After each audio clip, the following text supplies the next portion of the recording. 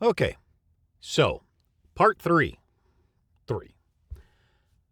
I goofed Justin, Beyond Reason and Paratruth Radio, podcaster. He figured it out. I mean, I was right when I posted them, but I forgot this. The VSTs, the plugins. Okay, so we're gonna go through this. This is really quick. Okay, it's very simple.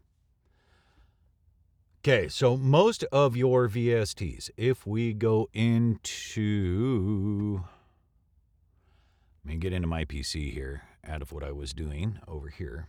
Okay, most of your VSTs, 32-bit, 64-bit, doesn't matter. The TDR Nova and the Klanghelm, the compressor. If you have never put up VST folders in your life and never had anything to do with them, I'll show you the 64. The 32 is exactly the same. Program files, where they are going to install. I'm not kidding you here. They are going to create a folder called Steinberg. And that's where they're going to, most of them will install in here. Okay? They will not install they will not create a folder called VST plugins. They create a folder called Steinberg. Most of your plugins, most of your VST plugins, any plugins that you use will be installed, if they have a self-installer, will create the folder Steinberg and install there. Okay? So you either have Steinberg or you will have VST plugins. Now, at Tokyo Dawn Labs, they obviously make their own folder, but that's not where the plugins are installed. Okay? And again, this is my PC, your local hard drive, and under Program Files, and there's Klanghelm right there. Like I said, they create, and the MJUC Junior, they create their own files. You have an uninstall, you have a README, change log files, all that, manuals. But that's where they normally create the Steinberg file and install themselves in there. I've had a VST plugin folder on this machine from I don't know how long ago. And it mainly has to do with some other stuff that I installed. And I made the folders up, or they were done by another installation program. Doesn't matter. It's all the same. But, like I said, Klanghelm and Tokyo Dawn Labs, the TDR Nova, they have their own installers. And they will, 9 times out of 10, create the folder Steinberg and install the VSTs to them. So you're either going to be looking for a folder called Steinberg or you're going to be looking for the VST folder. Okay? That's number 1. Number 2, I did not tell you how to get these or how to get these into the Cantabile program. All right? Go to Tools. Go to Options, Settings, Folders. Okay? Then, wait a minute. Yeah, no, wait. That's not right. What the heck did I do? Go to your options. Thank you. There's your options, okay? Open up your options. Now, you have this little thing here that says plugin options, okay? You have to add a folder. This should be empty. And you shouldn't have any folders. So you have to add a folder. So you hit add. And of course you will go this PC. Well, this is Windows 10, so 7 and 8, it's pretty much self-explanatory. Go to your main hard drive. Go to either Program Files x86 or Program Files. 32 will just be Program Files. 64 will be both. If you have a 64-bit system, use the 64-bit DLLs. All right, they're faster. They use up less resources, okay? And then go, in this case, I will add the Steinberg folder. Okay? I'll just add the Steinberg folder. So that's added. Okay? You hit OK, and it will scan the folders again, which will just add more of my plugins that I have into the system that I'll be able to use in. And of course, every time I do this, I always get this fail. If you get a fail and you're setting this up, don't worry about it. Go ahead and set these up. At least get your plugins in place and save it. Then you have to come back in, close it down, and restart it.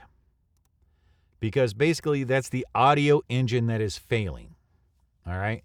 I get it all the time. The audio engine fails, and you just have to close out the program and restart it again. As you can see, I do not have Banana running, and I don't plan on having Banana running. So I have no input signals. Okay? What you're going to have Banana running to have an input signal. So, but the rest of it, as you can see, these actually saved. They saved from the last time I shut them down. So, not worried about that. That's good. Hey, I didn't know I boosted that up to a 3. Now, sorry, I'm getting lost off track here. Fly. Fruit fly. Squirrel! Anyhow, go back to Tools and do a full scan of plugins after you select the folder. That way it can go through everything. It will go through both. I've got 2 folders up there now that it can actually scan for plugins. So let it scan it to make sure it knows where it's at. And again, you might get a fail. You might get the audio engine fail on this. But it is what it is.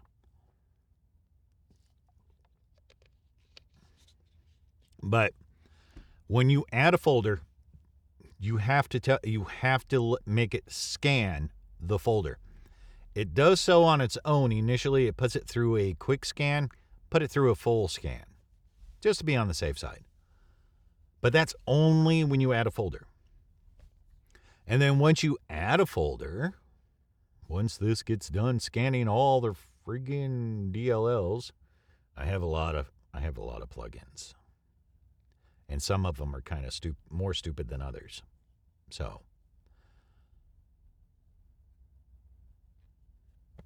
all right. So once it scans those folders, if you want to add another, and it's just basically a left mouse click into the plus sign, choose plugin, and I've got all of these. There's the ATKE expander, 64-bit. My Clean Sweep, BX Clean Sweep, Opto, Rock Rack, free 3-player. Yeah. All of that is there. Okay. I mean, these are just, yeah. So, and then you just choose which one you want. You know, you just choose it. You choose which one you want. So, Loud Max, I could use my Mag EQ2. You know, and Justin noticed this last night too, and I'll show it to you. Let me add it. Let me go ahead and add this in the plugins. I think he chose the ATKE expander. So what he noticed is it doesn't have a stereo out, it has an empty out. I told him to go ahead and use the empty out because he's not using a MIDI. But the ATK expander is just this. This is all it looks like, okay? So you've got this attack. You want this attack to be fairly quick. So these are in milliseconds, so each one should be a millisecond, so that should be 1 millisecond, 2 millisecond. No, it's a half mark. So that's 1 millisecond, 2 millisecond, 3 millisecond, 4. I would go with a 5 or a 6 millisecond attack. The quicker it does, the faster the attack, the quicker it lowers the ambient noise. You just have to be very, very careful. The release, you want the release 50 15, 20 milliseconds, because the attack can be very quick.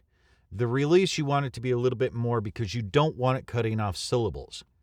So you can go with a 5 to 8 on the attack, which is initially, and the release you can go a little bit longer because, like I said, you don't want to lose syllables. So if you look, it says expander noise gate. You want this to act as an expander, not a noise gate. When you have it increased too much, and you'll be able to tell by reading what the noise floor is and by listening to what you're doing. When you have it too much, it becomes a noise gate. And what happens is the syllables on the first part of your words and on the last part get cut off, okay? And you really don't want that because then you start, you get the idea? So a noise gate is really not what you're looking for. What you're looking for is just to cut down ambient noise. So, your threshold, you want your threshold to be around anywhere from, so here's 60 dB. 60 dB is really low. That's for low frequencies, obviously. So you want it depending on where your noise is coming from. Mine comes around mid-range to low. I've got a highway like less than 100 yards off the back of my house. So sometimes that gets in. If I don't have the door closed to this bedroom, I'll get stray noises coming in there. I need a solid corridor instead of for a hollow corridor. Again, one of those things. I'll get to it eventually. I just haven't.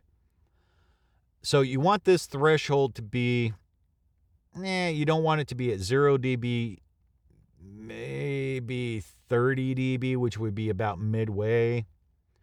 Your slope, you only want it to be 1 to 1.5. So if we say this is 100, which would be a full-on par there, you only want it to be 1 to 1.5, and you'll have to play with this. You can go as high as 2, I would say. But again, that's half, that's 1, that's 1.5, that's 2. You can go 3, maybe 4, but you got to figure out where it's at, because then you just get dead silence, and that doesn't sound right to people. And then again, you want it to be a medium hard to soft. You want it to be more soft.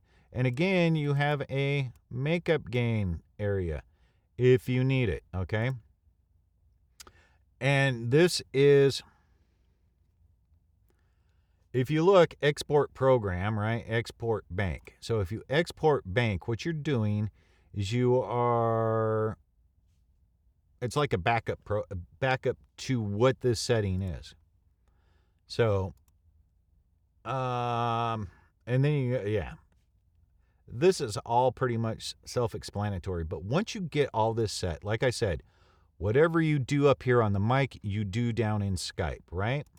So once you get all this set, you save, I believe you save song as, because that way, and you make a folder on your desktop.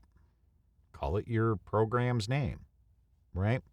Inside that folder, make another folder for Cantabile. Cantabile. Yeah, Cantabile. Cantabile, whatever. Make another folder, name that, and save that song as into that Cantabile folder. That way, those settings for all of your plugins and everything you've got here is saved in that folder. What happened with Justin last night, because I had to jump online to see what was going on, he had a previous version. He had version 2 of Cantabile. And I'm working with version 3. Version 3 is a lot more user-friendly than what version 2 and version 1 were. And it was like, as soon as I got on Skype with him, it was like, dude, that looks like an older version. And sure enough, that was the problem. As soon as he upgraded to version 3, no issue, because this is what it looks like now. But when he did that, he didn't remove version 2, so all his settings were there. So it just carried over into version 3. Hey, it works. It's great. So those are the small key points that I figured I'd show you because it needed to be shown. So, and it's what I forgot. I thought I had forgot it in the second video about the whole FX thing, about how getting these plugins working in Cantabile actually works, and how to scan the VST folders or Steinberg folders after you set it for that. So this one is 3 because it's just a makeup to show you, to make things easier for you. And I'm trying to get everything as easy for you as I possibly can. So that's this one, a 15-minute video that shows you like a really key main thing that you need to know about this program, about Cantabile and working with the VSTs. But that's it. And like I said, when you're doing it, you're just drawing, you're just grabbing and drawing. That's all you're doing. You're just grabbing and drawing. Of course, I don't have an on-screen keyboard, so, but I could do Skype. Hey, look, I can have these running. This is just secondary. I could have these running to the same thing and have this go the empty out. I could have it go right back into Skype. I wouldn't, but I could. So, anyways, I can just delete those out. Look at that. That's great. All right, I've got some left click, open up, delete, gets rid of it. All right, I have some processing to do to change a bunch of files into some MP3s, and that's what I got to do now, but I hope this helps out a little bit more. I'm going to load this up on YouTube, and then I will post it on my Facebook, and that way everybody has it, and you know where it's at. All right? Everybody have a great week, and a good night.